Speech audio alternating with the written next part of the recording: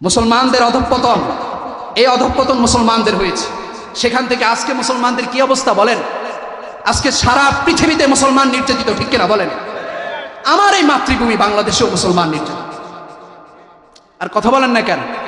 আজকে নারীরা ঘর থেকে নিরাপদে বের হতে পারে না, নারীরা ঘর থেকে নিরাপদে বের হতে পারে না, নারীরা তাদের কর্মস্থলে নিরাপত্তার সাথে যেতে পারে না, নারীরা তাদের যেই পাঠশালা আছে সেখানে নিরাপদে যেতে পারে না, নারীরা ঘর থেকে নিজেদের প্রয়োজনে নিরাপদে বের হতে পারে না। রাস্তার পাখাটে যে সমস্ত ছেলেরা আছে, রাস্তার পাখাটে যারা আছে, তারা নারীদেরকে উত্ত্যক্ত করে, নারীর ইজ্জত হরণ করে, কিন্তু এটার কোনো বিচার আচার আমাদের দেশে হয় না, ঠিক কিনা? আলহামদুলিল্লাহ, মধ্যম করিমপুর যুব সমাজের উদ্যোগে আয়োজিত আজকে তৃতীয় বার্ষিক তাফসীরুল কোরআন মাহফিলের আজকের এই অধিবেশনের সম্মানিত সভাপতি মুআজ্জাজ মুহতারাম ও মুকাররম উলামায়ে কেরাম, স্থানীয় এবং দূর দূরান্ত থেকে আগত মুরব্বিয়ানে আযম, কলিজার টুকরা প্রিয় যুবক ভাইয়েরা, পর্দার অন্তরালে অবস্থানরত পর্দানিশীন মা ও বোনেরা, আমরা সকলেই প্রথমেই মহান পরওয়ারদিগারের দরবারে শুকরিয়া আদায় করে নিই, যিনি আমাদেরকে দুনিয়ার যাবতীয় সমস্ত কাজ থেকে, ব্যস্ততা থেকে অবসর করে রহমতের সামিয়ানায় এই মাহফিলের প্যান্ডেলে আসা, সমবেত হওয়া, বসার তৌফিক দান করেছেন। এজন্য সকলেই আল্লাহ রাব্বুল আলামিনকে খুশি করে, আকাশ বাতাস মুখরিত করে, সমস্ত জড়তাকে দূর করে, ইমানি বলে বলিয়ান হয়ে নিজেদের সর্বোচ্চটুকু উজাড় করে সর্বস্বরে সমস্বরে আমরা সকলে আল্লাহর শুকরিয়া আদায় করি, বলি আলহামদুলিল্লাহ। আমার আলোচ্য বিষয় পূর্বেই নির্ধারণ করে দেওয়া হয়েছে, মুসলিম উম্মার অধঃপতনের কারণ ও তা থেকে উত্তরণের উপায়। এই বিষয়ে আলোচনা করার জন্য মাহফিল কমিটির পক্ষ থেকে বলা হয়েছে। এই বিষয়কে সামনে রেখে আমি কুরআনুল কারীমের সূরাতুন নূর আয়াত নাম্বার 55 এবং সুনানে তিরমিজিতে বর্ণিত রাসূল করিম সাল্লাল্লাহু আলাইহি ওয়াসাল্লামের একখানা হাদিস পাঠ করেছি। এই আয়াত এবং হাদিসকে সামনে রেখে ইনশাআল্লাহ আলোচ্য বিষয়ে আপনাদের সম্মুখে নির্ধারিত সময়ের ভিতরে কিছু কথা আরজ করার চেষ্টা করব। ওয়ামা তাওফীকি ইল্লা বিল্লাহ। আপনারা যারা বসেছেন, উপস্থিত হয়েছেন, আপনাদের সকলের কাছে আমার দুটো আরজ। এক নম্বর, যারা বসছেন তারা আমার আলোচনার শেষ পর্যন্ত শুনবেন, রাজি আছেন? এবং যারা বাহিরে দাঁড়িয়ে আছেন, দাঁড়িয়ে দাঁড়িয়ে শুনতেছেন, আপনাদের কাছে বিনীত করজোড় অনুরোধ, আপনারা ইনশাআল্লাহ প্যান্ডেলের ভিতরে এসে বসবেন। দ্বিতীয় অনুরোধ আপনাদের কাছে, আমি আলোচনা করব, আমার আলোচনার ফাঁকে ফাঁকে আপনারা আমাকে উত্তর দিতে হবে। চুপচাপ বসে থাকলে হবে না। আমি চুপচাপ মৃত মানুষের ওয়াজ করতে পারি না, আমাকে সাথে সাথে যোগান দিতে হয় ইনশাআল্লাহ, তাহলে আপনারা ভালো আলোচনা শুনতে পারবেন। আমাকে যেই বিষয় দেওয়া হয়েছে এই বিষয় অনেক বিস্তৃত। এই বিষয় সম্পর্কে আলোচনা করতে হলে এবং আলোচনা শুনতে হলে ধৈর্যের প্রয়োজন আছে। কি বলছি বলেন? এটা কোনো কবর হাসর ফুলসিরাতের ওয়াজ না যে আমি কানে ধরলাম আর জোরে সুর দিয়া টান দিলাম, আপনারা কানসুক করলেন, ভালো লাগলো, এটা না। মুসলিম উম্মার অধঃপতন এবং তা থেকে উত্তরণের উপায়, এটা খুবই জটিল এবং কঠিন একটা বিষয়। এই বিষয়ে কথা বলতে হলে, শুনতে হলে আপনাদেরকে মনোযোগ দিয়ে শুনতে হবে এবং বুঝতে হবে। আপনারা আমাকে সহযোগিতা করতে হবে, পারবেন তো ইনশাআল্লাহ? একটু এই গ্যাপগুলো পূরণ করে সামনে আগায় বসেন। আপনাদেরকে কষ্ট দিব, আমাকে মাফ করে দিন আল্লাহর রাস্তায়। সামনে আসেন, সামনে আসেন, সামনে আসেন। মাশাআল্লাহ।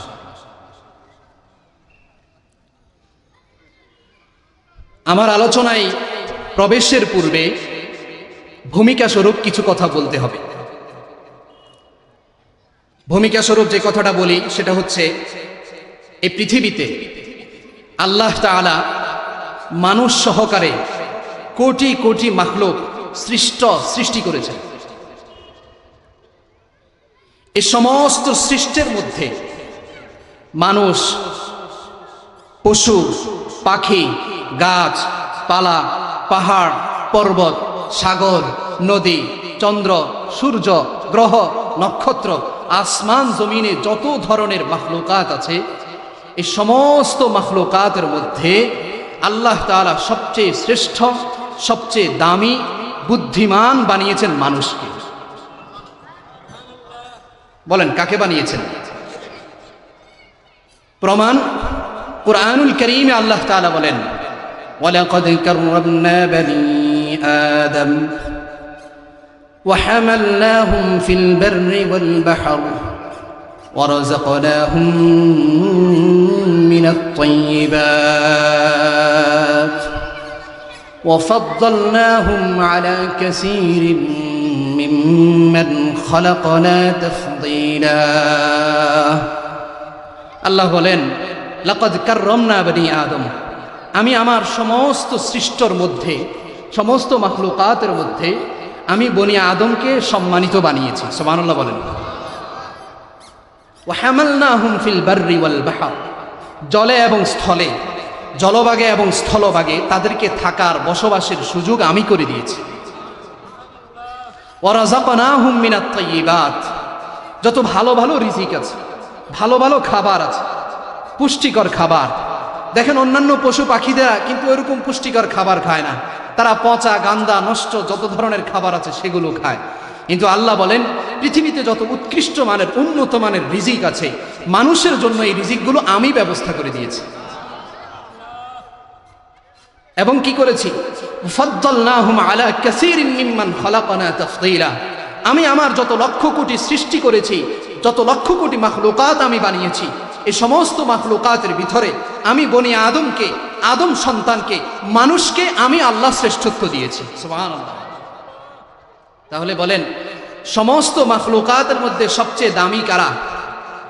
আর বলেন কারা? মানুষ। এবং সমস্ত মাখলুকাতের মধ্যে সবচেয়ে সুন্দর মানুষ। সবচেয়ে সুন্দর কারা? মানুষ। প্রমাণ কুরআনুল কারীমের সূরাতুত তিন আয়াতটা আপনারা সকলেই জানেন, লাকাদ খালাকানাল ইনসানা ফি আহসানি তাকওয়িম। রব্বুল আলামিন বলেন, আমি মানুষকে সবচেয়ে সুন্দর আকৃতি দিয়ে বানিয়েছি। সুবহানাল্লাহ। তাহলে সমস্ত মানুষের, সমস্ত মাখলুকাতের মধ্যে সবচেয়ে শ্রেষ্ঠ মানুষ, সমস্ত মাখলুকাতের মধ্যে সবচেয়ে সুন্দর মানুষ। কথা বুঝছেন আমার? এই মানুষের ভিতরে, মানুষ তো অনেক, আদম আলাইহিস সালাতু ওয়াস সালাম থেকে নিয়ে সর্বশেষ যে ব্যক্তির উপরে কিয়ামত কায়েম হবে সে পর্যন্ত মিলিয়ন, বিলিয়ন, ট্রিলিয়ন মানুষ।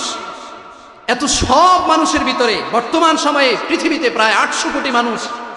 800 কোটি মানুষের ভিতরে সমস্ত মানুষ কি ভালো? আল্লাহ বলছেন না। এই সমস্ত মানুষের ভিতরে মুমিন যারা, মুমিন যাদেরকে আল্লাহ ঈমান দিয়েছেন, বলেন কি দিয়েছেন? যারা লা ইলাহা ইল্লাল্লাহ স্বীকার করে নিয়েছে, যারা মুহাম্মদুর রাসূলুল্লাহ সাল্লাল্লাহু আলাইহি ওয়াসাল্লাম সহকারে সমস্ত নবীদের উপর ঈমান এনেছে, যারা কোরআন সহকারে সমস্ত কিতাবের সবকিছুর উপরে ঈমান এনেছে, কোরআনের প্রত্যেকটা বিধানের উপরে যারা ঈমান এনেছে, ইসলামের প্রতিটা বিধানকে ছোট্ট থেকে ছোট্ট, বড় থেকে বড় প্রত্যেকটা বিধানকে সম্মানের সাথে যারা গ্রহণ করেছে, ঈমানের দৌলত আল্লাহ যাদেরকে দিয়েছেন, যারা ইসলাম হয়েছে, মুসলমান হয়েছে, এই পরিচয় যারা ধারণ করে, এই আইডেন্টিটি যারা ধারণ করে, আল্লাহ বলছেন সমস্ত মানুষের ভিতরে মুমিনরাই আমার কাছে সবচেয়ে বেশি দামি। প্রমাণ কুরআনুল কারীমের সূরাতুল বাইয়িনা আয়াত, এটা আপনারা সকলে হয়তো শুনেছেন। আল্লাহ তাআলা এই আয়াতের মধ্যে বলেন, ইন্নাল্লাযীনা আমানু ওয়া আমিলুস সালিহাত উলাইকা হুম খায়রুল বারিয়াহ। রব্বুল আলামিন বলেন, আমার বান্দাদের মধ্য থেকে যারা ঈমান এনেছে এবং সৎ কাজ করেছে, দুই কাজ। বলেন কয় কাজ? সবাই বলেন কয় কাজ? ইন্নাল্লাযীনা আমানু, এক নম্বরে যারা ঈমান এনেছে, দুই নম্বরে ওয়া আমিলুস সালিহাত, যারা সৎ কাজ করেছে। আল্লাহ বলেন উলাইকা হুম খায়রুল বারিয়াহ, আমার এই পৃথিবীতে যত মাখলুকাত আছে, যত মানুষ আছে, সমস্ত মানুষের ভিতরে ওই ঈমানদার আমার কাছে সবচেয়ে বেশি দামি। সুবহান। তাহলে ঈমানওয়ালার দাম আল্লাহ তাআলার কাছে কি বেশি। আদম থেকে নিয়ে কিয়ামত পর্যন্ত মুমিন অনেক আসবে, কিন্তু এই সমস্ত মুমিনদের ভিতরে মুহাম্মদুর রাসূলুল্লাহ, বলেন সাল্লাল্লাহু, আপনারা কথা বলেন না কেন আমার সাথে? আপনারা আমার সাথে কথা বলতে হবে তো। কথা না বললে আপনারা আমার কথা বুঝেন কি বুঝেন না এটা তো আমি জানি না, বুঝি না। সমস্ত মানুষের ভিতরে মুমিনরা শ্রেষ্ঠ, আবার সমস্ত মুমিনদের ভিতরে আদম থেকে নিয়ে কিয়ামত পর্যন্ত যত মুমিন আসবে সমস্ত মুমিনদের ভিতরে মুহাম্মদুর রাসূলুল্লাহর উম্মত যারা, তাদের মর্যাদা আল্লাহর কাছে বেশি। এই উম্মতের মর্যাদা আল্লাহ তাআলার কাছে কি বেশি। প্রমাণ কুরআনুল কারীমের সূরা আলে ইমরান আল্লাহ বলছেন, কুনতুম খায়রা উম্মাতিন উখরিজাত লিন-নাস তা'মুরুনা বিল মা'রুফি ওয়া তানহাউনা আনিল মুনকারি ওয়া তু'মিনুনা বিল্লাহ। কুনতুম খায়রা উম্মাহ, আল্লাহ বলেন তোমরাই সমস্ত উম্মতের মধ্যে শ্রেষ্ঠ জাত। আরো জোরে বলেন না সুবহানাল্লাহ। এত আস্তে বললে কেমনে হবে? আওয়াজ গলা ছেড়ে দিয়ে একদম সবকিছুকে উজাড় করে দিয়ে সুবহানাল্লাহ বলার দ্বারা তো আমরা অন্য কোনো অপরাধ করছি না, আমরা রবের পবিত্রতার ঘোষণা দিচ্ছি। এজন্য জোরে নিজের সমস্ত জড়তাকে দূর করে আল্লাহ তাআলাকে খুশি করার জন্য জোরে বলতে হবে। বলেন সুবহানাল্লাহ। তাহলে এই উম্মত হচ্ছে সবচেয়ে শ্রেষ্ঠ। ওয়াল্লাযী জাআলাকুম খলাইফাল আরদ ওয়া রাফা'a বা'দাকুম ফাওকা বা'দিন দারাজাত। আল্লাহ বলেন আমি তোমাদেরকে উম্মতে মুহাম্মাদীকে লক্ষ্য করে আল্লাহ বললেন আমি তোমাদেরকে এই জমিনের খলিফা নিযুক্ত করে পাঠিয়েছি। সুবহানাল্লাহ। তাহলে সমস্ত মুমিনদের ভিতরে এই উম্মতের শ্রেষ্ঠত্ব অনেক বেশি। সুতরাং আমার আলোচনার ভূমিকার প্রথম অংশ শেষ। সুতরাং যারা মুমিন হিসাবে আল্লাহর কাছে শ্রেষ্ঠ, যারা মুহাম্মদুর রাসূলুল্লাহর উম্মত হওয়া হিসেবে আল্লাহর কাছে শ্রেষ্ঠ, আল্লাহ তাআলা এই পৃথিবীতে তাদেরকে শ্রেষ্ঠত্বের আসন দান করেছেন। এটা অতীতে আমরা ইতিহাস ঘাটলে পাই। এদেরকে আল্লাহ তাআলা শ্রেষ্ঠ বানিয়েছেন। পুরো পৃথিবীর নেতৃত্ব এদের হাতেই ছিল। আমরা যদি দেখি মুহাম্মদুর রাসূলুল্লাহ সাল্লাল্লাহু আলাইহি ওয়াসাল্লাম যখন এই পৃথিবীতে আসলেন, আপনারা সকলেই জানেন, আমার সাথে আওয়াজ করে বলবেন, মুহাম্মদুর রাসূলুল্লাহ যেই সমাজে এসেছিলেন, যেই সময়ে এসেছিলেন, সেই সময়টাকে বলা হয় কিসের সময়? জাহিলিয়াতের সময়। বলেন না কিসের সময়?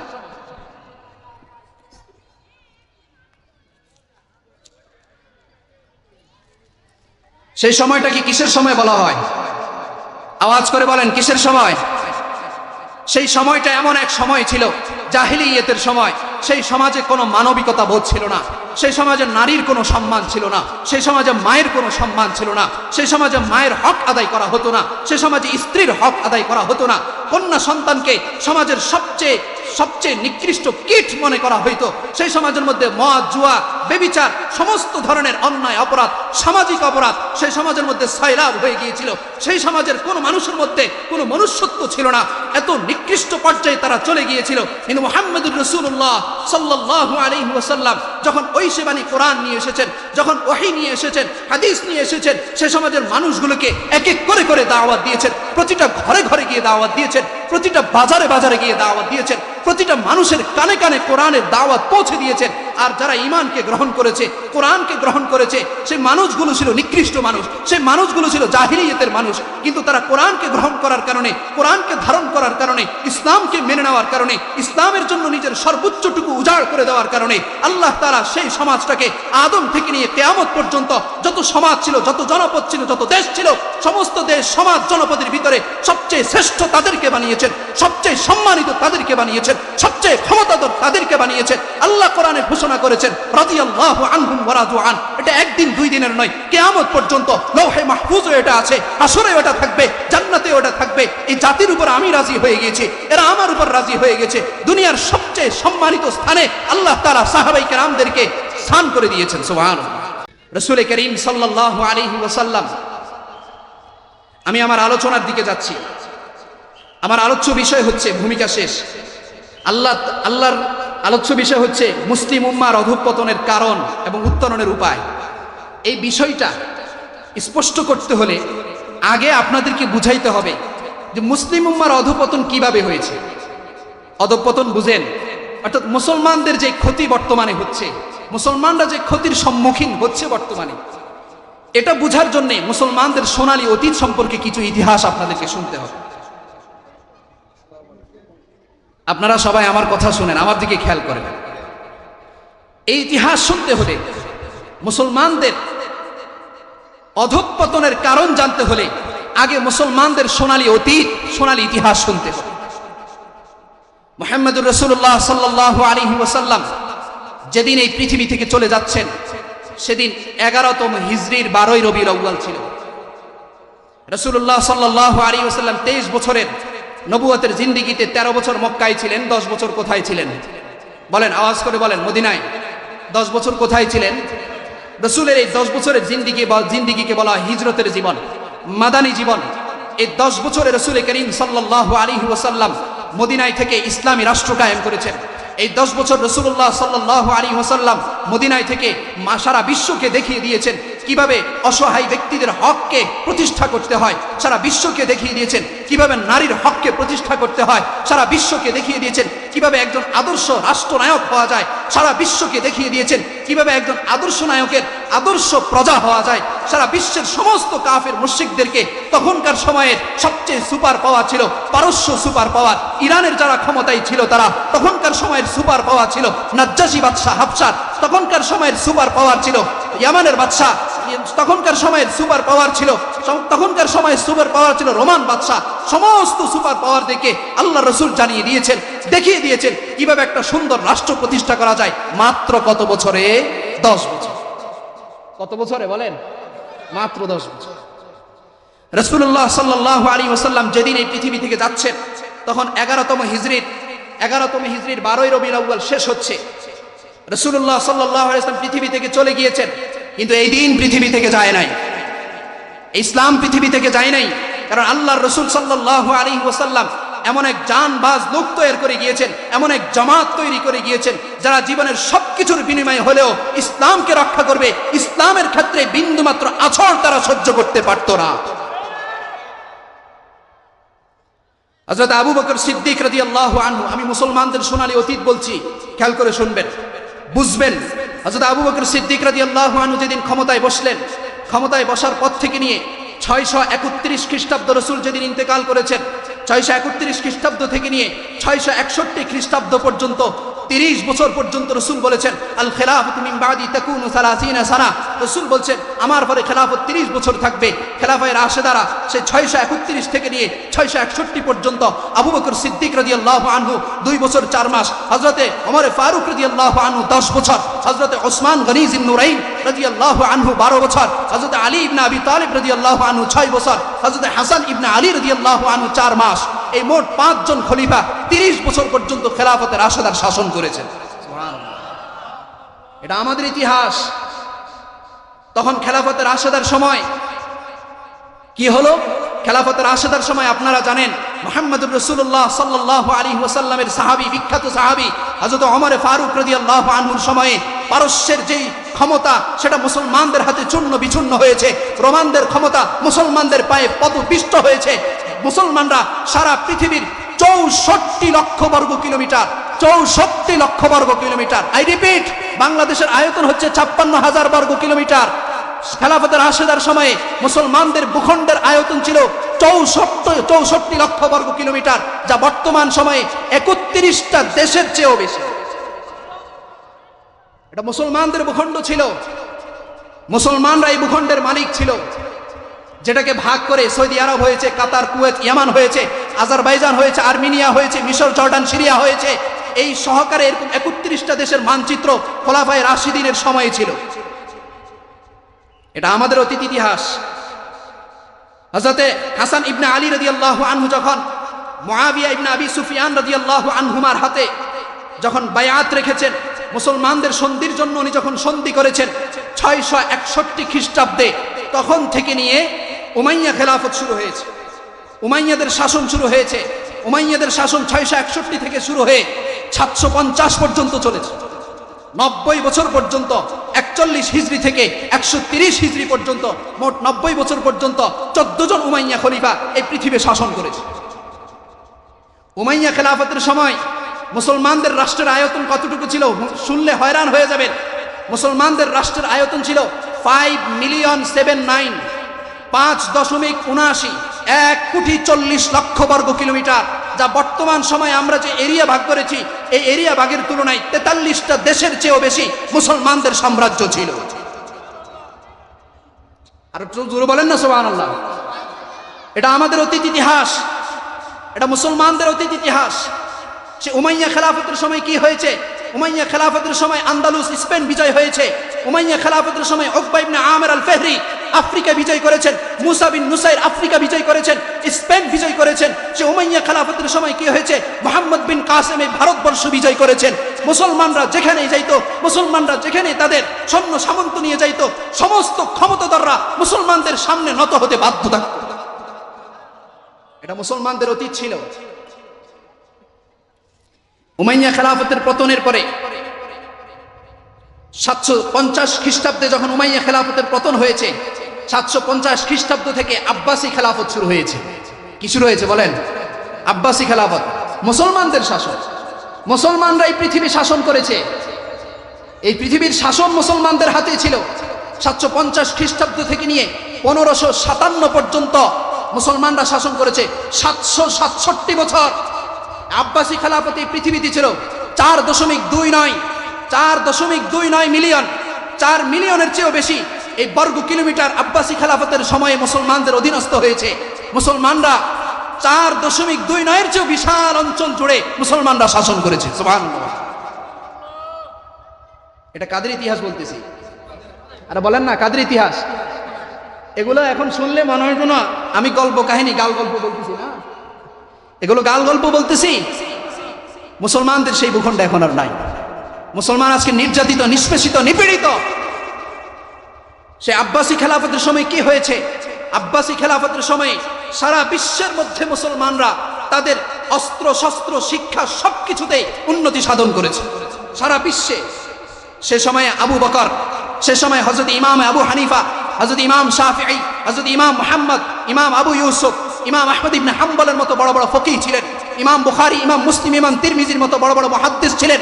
ইবনে রুশদের মতো বড় বড় দার্শনিক ছিল। তখনকার সময়ে ইবনে খালদুনের মতো বড় বড় ঐতিহাসিক ছিল। তখনকার সময়ে ইমাম গাজালি, তখনকার সময়ে ইমাম কিন্দির মতো বড় বড় দার্শনিক ছিল। মুসলমানরা চিকিৎসা বিজ্ঞান, মুসলমানরা জ্যোতির্বিদ্যা, অঙ্কবিদ্যার মধ্যে অস্ত্রশস্ত্র সমর বিদ্যায় সবকিছুকে সারা বিশ্বকে ছাড়িয়ে গিয়েছে। সুবহানাল্লাহ। 56 জন খলিফা আব্বাসী খেলাফত, 56 জন খলিফা এই পৃথিবীকে শাসন করেছে।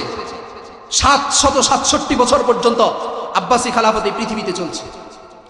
মোগলরা যখন, আব্বাসী খেলাফতের রাজধানী ছিল বাগদাদ, বাগদাদে যখন আক্রমণ করেছে, আক্রমণ করার পরে মুসলমানদের সেই ক্ষমতা শেষ হয়ে গিয়েছে।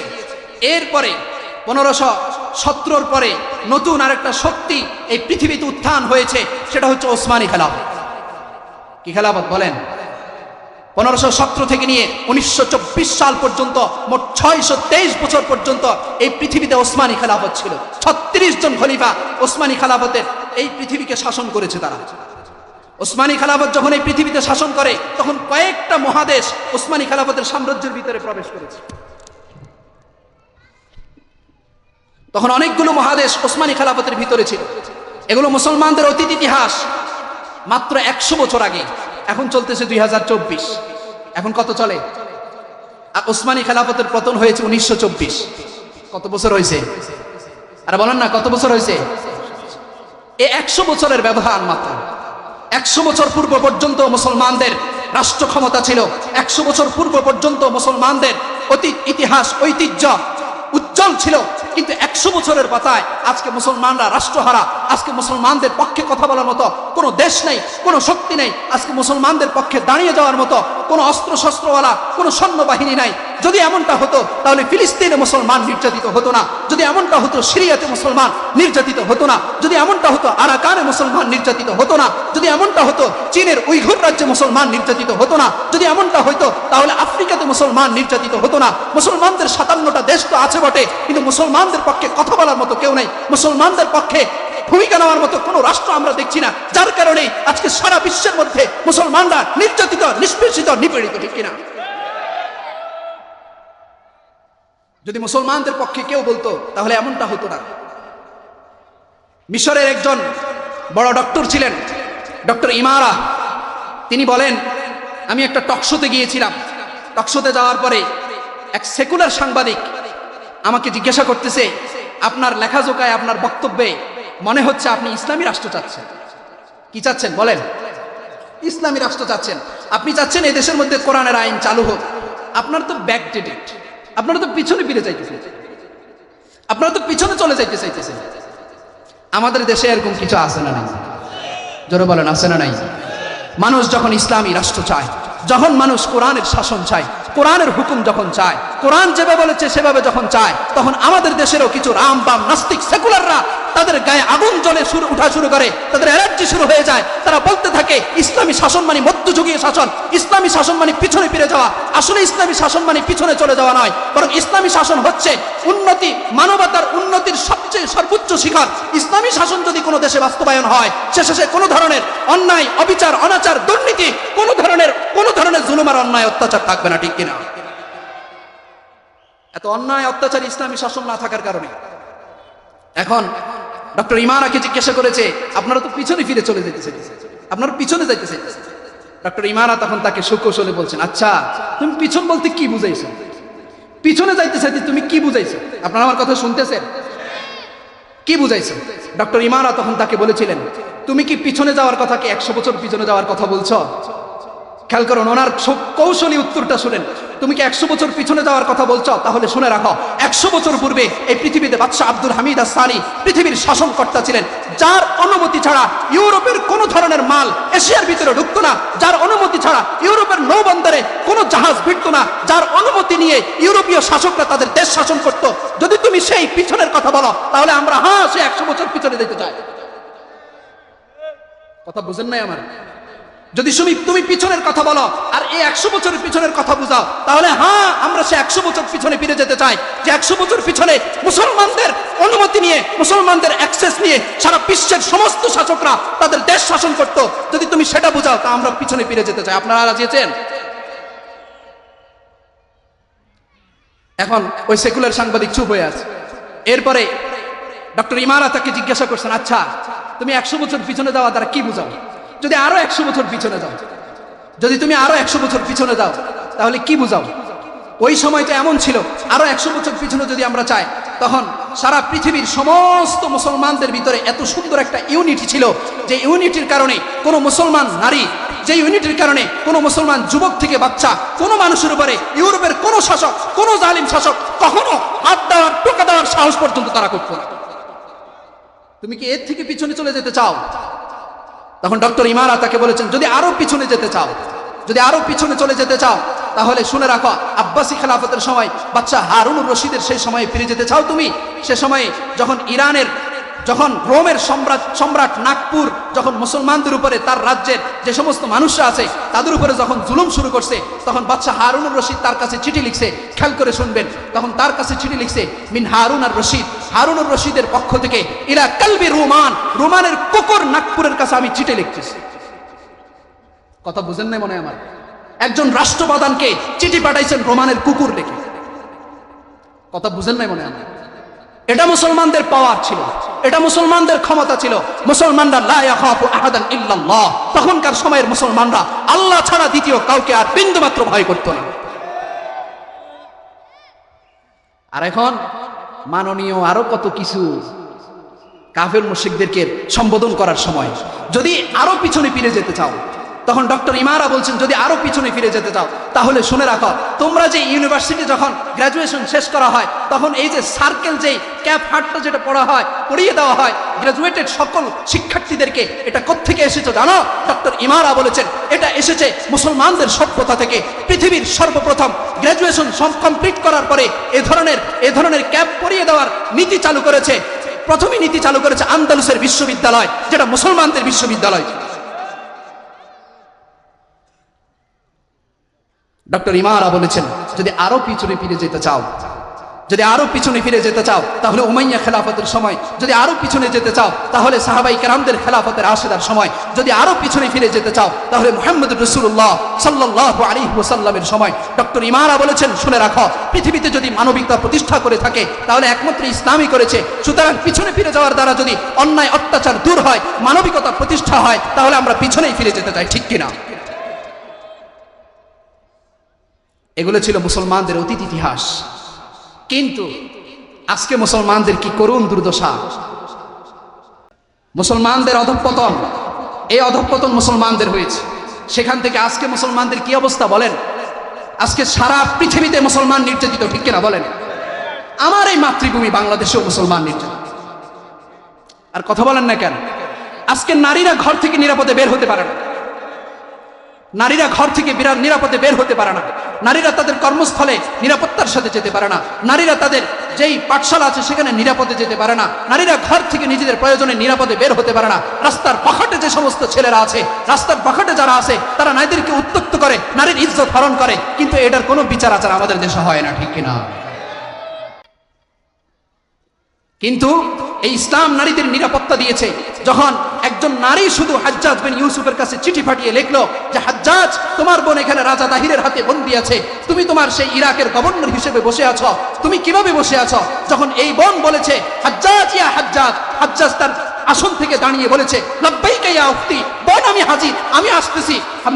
হাজ্জাজ ইবনে ইউসুফ হযরত মুহাম্মদ ইবনে কাসেম রাহমাতুল্লাহি আলাইহিকে সাথে সাথে কিছু সৈন্যবাহিনী দিয়ে বলছেন, যাও ভারতবর্ষে যাও, আমাদের বোনরা সেখানে বন্দী হয়েছে, বোনদেরকে আমরা মুক্ত করে আনতে হবে। মুহাম্মদ বিন কাসেম ভারতবর্ষে গেলেন, রাজা দাহিরের সমস্ত রাজত্বকে চূর্ণ বিচূর্ণ করে নিজের বোনদেরকে মুক্ত করে আনলেন, ভারতবর্ষকে বিজয় করলেন। ইসলাম এটা শিক্ষা দেয়, একজন নারীর ইজ্জতের জন্য, একজন নারীর সম্ভ্রমের জন্য পুরো ভারতবর্ষ বিজয় হয়ে গিয়েছে। আজকের পৃথিবীতে তাকিয়ে দেখেন না আমাদের কত মা বোন ধর্ষিত হচ্ছে জালিমের কারাগারে। আজকের পৃথিবীতে তাকিয়ে দেখেন না সেই সিরিয়ার সিদনায়া কারাগারের ভিতরে আমার বোন আবদ্ধ হয়েছে, কুমারী অবস্থায় বের হয়েছে কয়েকটা সন্তান নিয়ে। মুসলিম উম্মার যুবক সন্তানরা কোথায়? মুসলিম উম্মার যুবক সন্তানরা কোথায় হারিয়ে গিয়েছে? এই অধঃপতন আমাদের, আমরাই এত নিচে চলে এসেছি। এটার কারণ কি? কারণ জানতে হবে। কারণ জানতে রাজি আছেন তো? এটার কারণ কি? আমরা এত নিচে চলে গেলাম কেন? আমাদের এই অধঃপতন কেন? এই পৃথিবীর রাজত্ব আমাদের হাতে ছিল, কিন্তু আমরা এখন কেন এই জায়গায়? অনেকগুলো কারণ আছে, অনেক গভীরের বিষয়। এরপরেও আমি পয়েন্ট টু পয়েন্ট একটা একটা করে আপনাদের সামনে আলোচনা করব। 1 নম্বর, আমাদের এই অধঃপতনের 1 নম্বর কারণ, খেয়াল করে শুনবেন, আমাদের অধঃপতনের 1 নম্বর কারণ হচ্ছে আমরা কোরআনুল কারীমের, কোরআনকে পূর্ণাঙ্গ রূপে জীবন বিধান হিসাবে মানতে রাজি নয়। আর কথা বলেন না, ঠিক কিনা? কোরআনকে আমরা আমাদের জীবন বিধান হিসেবে মানতে কি নয়? আমাদের দেশে যখন ইসলামী রাষ্ট্র প্রতিষ্ঠার যখন কথা উঠে, অনেক মানুষ ভয়ে কাঁপতে শুরু করে, ইন্না লিল্লাহ, ইসলাম প্রতিষ্ঠা হওয়া মানে আমার হাত থাকবে না। আর কথা বুঝেন নাই? ইসলাম প্রতিষ্ঠা হওয়া মানে তার হাত থাকবে না। হাত থাকবে না মানে কি? ওই যে চুরি চামারি করে। আর কথা বুঝেন না কেন? ইসলাম প্রতিষ্ঠা হওয়া মানে সে চিন্তা করে, ইসলাম প্রতিষ্ঠা হলে তো আমি জিনা ব্যভিচার করতে পারবো না, ইসলাম প্রতিষ্ঠা হলে তো আমি ঘুষ খেতে পারবো না, আর ইসলাম প্রতিষ্ঠা হলে আমি জনগণের হককে মেরে বিদেশে পাঠাতে পারবো না।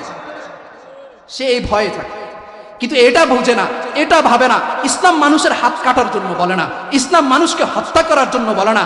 আপনারা তো চিন্তা করেন ফলাফলের বিষয়, যে হাত কাটা যাবে, মানুষ হত্যা হবে না। ইসলামী রাষ্ট্র যদি প্রতিষ্ঠা হয় তাহলে এই দেশে হাত কাটার উপায় বন্ধ হয়ে যাবে, মাধ্যমে বন্ধ হয়ে যাবে, চুরি বন্ধ হয়ে যাবে। আপনি হাত কার কাটবেন? কথা বুঝেন নাই মনে হয়? জিনাই বন্ধ হয়ে যাবে, আপনি কাকে শাস্তি দিবেন? ইসলামের সৌন্দর্য এই জায়গায়। আমাদের প্রথম অপরাধ, প্রথম অন্যায়, আমরা কোরআনকে পূর্ণাঙ্গ রূপে মানতে রাজি নই, ঠিক কিনা বলেন? কোরআনকে যদি কেউ পূর্ণাঙ্গ রূপে না মানে তার শাস্তি কি? তার কি শাস্তি হবে? কোরআনুল কারীমের আল্লাহ তাআলা বলেন সূরাতুল বাকারা 85 নম্বর আয়াত, আল্লাহ তাআলা আয়াতের মধ্যে বলেন, আফাতুমিনুনা বিবাদিল কিতাবি ওয়া তাকফুরুনা বিবাদ فما جزاء من يفعل ذلك منكم إلا خزي في الحياة الدنيا ويوم القيامة يردون إلى أشد العذاب আল্লাহ বলেন, আফাতুমিনুনা বিবাদিল কিতাবি ওয়া তাকফুরুনা বিবাদ, তোমরা কি কিতাবের কিছু অংশকে মানো, কিছুকে ছাড়ো? কিছুকে মানো, কিছুকে ছাড়ো। কোরআনের যে কথাটা পক্ষে যায় সেটা মানে, যেটা বিপক্ষে যায় সেটা ছাড়ে। আর কথা বুঝেন নাই? কোরআনের যে কথাটা পক্ষে যায়, হুজুরে আজকে ওয়াজ করছে একদম কোরআন হাদিস দিয়ে, মন মতো হয়েছে, আমি যেভাবে চাইছি এভাবেই হয়েছে, খুব খুশি। আবার যখন হুজুর ওই একই কোরআন হাদিস দিয়ে বয়ান করছে যে তার বিপক্ষে গেছে, না আজকের বয়ানটা ভালো হয়নি, হুজুর আজকে ভালো কাজ করেন না। আর আমাদের দেশে এরকম লোক আছে না নাই? এরকম কিছু মানুষ আছে যারা কোরআনের কিছু মানে কিছু ছাড়ে। এদের জন্য কি শাস্তি? আল্লাহ তাআলা কোরআনুল কারীমের মধ্যে বলেছেন, এক নম্বর, লাহুম খিজিয়ুন ফিদ দুনিয়া, দুনিয়ার মধ্যে তাদের জন্য লাঞ্ছনা, নাউজুবিল্লাহ বলেন। দুনিয়ার মধ্যে তারা অপদস্থ হবে, লাঞ্ছিত হবে, অপমানিত হবে। ঠিক আজকের মুসলমানরা কোরআনকে ছেড়ে দেওয়ার কারণে, কোরআন তাদের সকালেও নাই, কোরআন তাদের দুপুরেও নাই, কোরআন তাদের সন্ধ্যায়ও নাই, কোরআন তাদের ব্যক্তিগত জীবনেও নাই, কোরআন তাদের সামাজিক জীবনেও নাই, কোরআন তাদের রাষ্ট্রীয় জীবনেও নাই, কোরআন তাদের চলাবার্তায় কথাবার্তায়ও নাই, কোরআনের কোনো বিষয় তাদের জীবনের মধ্যে না থাকার কারণে আজকের পৃথিবীর মুসলমানরা সারা পৃথিবীতে নির্যাতিত, নিষ্পেষিত, নিপীড়িত, ঠিক কিনা? এই কোরআনকে ছেড়ে দেওয়ার এজন্য আল্লাহ বলছেন, যদি কোরআন ছেড়ে দাও তোমাদের জন্য দুনিয়ার জীবনে লাঞ্ছনা আছে, এক নম্বর। দ্বিতীয় নম্বর শাস্তি, ওয়ায়াউমাল কিয়ামাতি ইউরাদ্দুনা ইলা আশাদ্দিল আযাব, আল্লাহ তাআলা বলেন কিয়ামতের দিন তোমাদেরকে কঠিন শাস্তির দিকে ফেরানো হবে, অর্থাৎ কঠিন শাস্তি তোমাদেরকে দেওয়া হবে, নাউজুবিল্লাহ বলেন। তাহলে এক নম্বর, কোরআনকে আমরা ছেড়ে দেওয়ার কারণে, বলেন কি ছেড়ে দেওয়ার কারণে? পাকিস্তানের একজন বিখ্যাত কবি ছিলেন, তিনি বলেছেন, ও জামানা মুআজ্জাজ থে হামিলে কুরআন হোকর, আজ হাম জলিল ও খার হো তারিকে কুরআন হোকর। সাহাবীদের ইতিহাস তাকিয়ে দেখেন, উমাইয়া খেলাফতের ইতিহাস তাকিয়ে দেখেন, আমাদের পূর্বের মুসলমানদের ইতিহাস তাকিয়ে দেখেন, তারা কোরআনকে গ্রহণ করার কারণে তারা সারা পৃথিবীতে সম্মানিত হয়েছে। তিনি বলেন, আজকের মুসলমানরা কোরআনকে ছেড়ে দেওয়ার কারণে সারা পৃথিবীতে লাঞ্ছিত আর অপদস্থ হচ্ছে। এক নম্বর কাজ হচ্ছে আমরা কোরআনকে ছেড়ে দিয়েছি। কি ছেড়ে দিয়েছি বলেন? فليحذر الذين يخالفونه عن أمره أن تصيبهم فتنة أو يصيبهم عذاب أليم। আল্লাহ বলেন, যারা আল্লাহর আদেশকে অমান্য করে, রাসূলের আদেশকে অমান্য করে, আল্লাহর পক্ষ থেকে ফিতনা, বিপদ, আপদ, মুসিবত আসবে এই ভয় যেন তারা করে। এক নম্বর কারণ। দুই নম্বর কারণ, মুসলমানদের অধঃপতনের দুই নম্বর কারণ। কারণগুলো মৌলিকভাবে যদি আমরা ব্যাখ্যা করি তাহলে দেখব কিছু কারণ আছে এরকম যেগুলো আমাদের ব্যক্তিগত জীবনের সাথে সম্পৃক্ত, আবার কিছু কারণ আছে এমন যেগুলো জাতিগত সত্তার সাথে সম্পৃক্ত। কিছু অপরাধ আমরা ব্যক্তিগতভাবে করি, আবার কিছু অপরাধ আমরা জাতিগতভাবে করি, অর্থাৎ সমস্ত দেশের মানুষে মিলে। কিছু অপরাধ ব্যক্তিগত, কিছু অপরাধ জাতিগত। এখন যে হাদিসটা বলবো এটা হচ্ছে আমাদের ব্যক্তিগত এবং জাতিগত এটার সাথে সম্পৃক্ত। রাসূল করিম সাল্লাল্লাহু আলাইহি ওয়াসাল্লামের হাদিস, মুয়াত্তা ইমাম মালিক রাহমাতুল্লাহ আলাইহি একটা কিতাব লিখেছেন হাদিসের, সেই কিতাবের হাদিস। তিনি সেখানে লেখেন, মানুষের ভিতরে যখন কিছু অপরাধ যখন বাড়তে থাকে তখন আল্লাহ তাআলা তাদেরকে কিছু আযাব দেন, শাস্তি দেন। এক নম্বরে তিনি বলেন, মা যাহারাল গুলুলু ফি কওমিন ইল্লা আলকাল্লাহু ফি কুলুবিহিম রুব।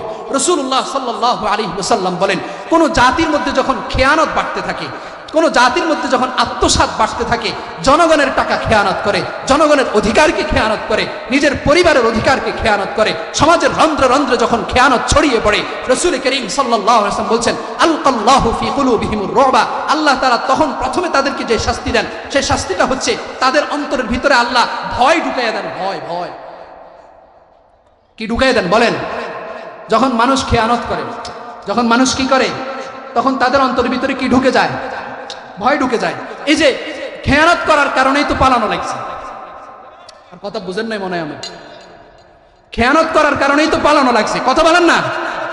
মিশরের বাশার আল আসাদ কেন পালাইছে? সে খেয়ানত করছে, জনগণের অধিকার পায়াও সে খেয়ানত করছে। এজন্য রাসূল বলছেন, কোন জাতি যখন খেয়ানত শুরু করে দেয়, যখন রাষ্ট্রের খেয়ানত শুরু করে, পারিবারিক খেয়ানত শুরু করে, সমাজের খেয়ানত শুরু করে, সর্বক্ষেত্রে যখন খেয়ানত আত্মসাৎ ছড়িয়ে পড়ে, আল্লাহ তাআলা তাদের অন্তরের ভিতরে ভয় ঢুকাইয়া দেয়। তখন ভয়ে থাকে, না জানি কখন গ্রেফতার হয়ে যায়, না জানি কখন ধরা পড়ে, না জানি কখন পিটানি আসে, না জানি কখন আমার উপর দিয়ে বিপদ আসে, ঠিক কিনা? এক নম্বর। দ্বিতীয় নম্বর, ওয়ালা ফাশা ফীহিমুজ জিনা। রাসূল করিম বলছেন, কোন কওমের মধ্যে যখন জিনা ছড়ায়া যায়, কি ছড়ায়া যায় বলেন? কোন কওমের মধ্যে যখন জিনা ছড়ায় যায়, ইল্লা কাসুরা ফীহিমুল মাউত, তখন তাদের মধ্যে মৃত্যু বেড়ে যায়। সাল্লাল্লাহু আলাইহি ওয়াসাল্লাম বলছেন দ্বিতীয় নম্বর, ওয়ালা ফাশা ফীহিমুজ জিনা, কোন জাতির মধ্যে যখন বেবিচার, জিনা, অন্যায়, বেবিচার বেড়ে যায়, বেবিচার জিনা বেড়ে যায়, লিভ টুগেদার বেড়ে যায়, বিবাহ বহির্ভূত সম্পর্ক যখন কোন জাতির মধ্যে বেড়ে যায়, রাসূল বলছেন কাসুরা ফীহিমুল মউত, তাদের মধ্যে মৃত্যু বেড়ে যায়। কি বাড়ে বলেন? ডাস্টবিনে নবজাতকের লাশ পাওয়া যায় কিনা? কথা বুঝেন নাই? নারী আর ছেলে আর মেয়ে একসাথে প্রেম করছে, এখন বিয়ের প্রলোভন দেখাইছে, সবকিছু হয়ে যাওয়ার পরে এখন আর বিয়ে করতেছে না, নারী তখন গলায় ফাঁস দিয়ে মৃত্যুবরণ করে, কি করে না? মৃত্যুর হার বেড়ে যাবে, মৃত্যুর সংখ্যা বেড়ে যাবে। প্রিয় দোস্ত, যুবক ভাইরা, খেয়াল করে একটা কথা শুনেন। আমাদের কাছে মনে হচ্ছে ইউরোপের ভিসা যখন আমরা পাই তখন ওদিকে দৌড়ানো শুরু করি, যখন আমেরিকা ইউরোপের কথা শুনে আমরা সেদিকে দৌড়ানো শুরু করি।